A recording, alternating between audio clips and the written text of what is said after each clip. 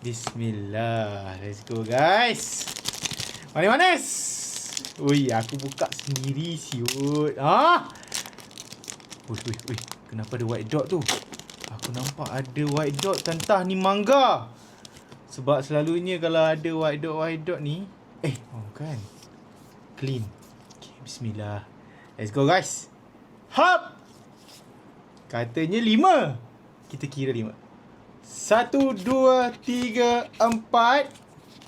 Dan yang di belakang Kak Event, kad biasa datang dengan SR. SR Relate masa muda. Okey, permulaan yang cantik. Okey. Boleh join SR aku yang satu lagi lah dalam box ni. Ni. Okay, tak sini dulu. Kita try sekali lagi. 1. Let's go. Alright, come on. Rasa berat ni. Berat, geng. Berat. Adakah got pack? Dah buka pack sini. Rasa buka pack sendiri ni.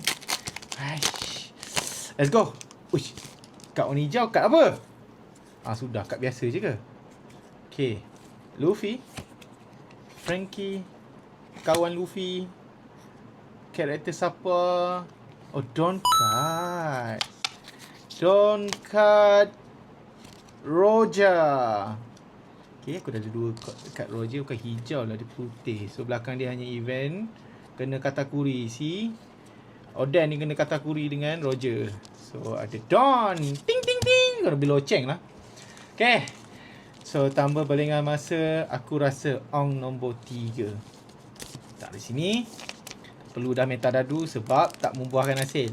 So meta hati. Pack yang ketiga guys. Come on. Bukan tak nak buka laju-laju. Sayang. Aku nampak warna merah. So mungkin leader biasa. So let's go. 3. Leader Sabo biasa. Dan di belakang dia 5 Elder. Siapa dia tadi lupa dah. Okay, so this one is R biasa. Tak menarik. So ni leader aku simpan lah. Sabo cantik juga. Okay.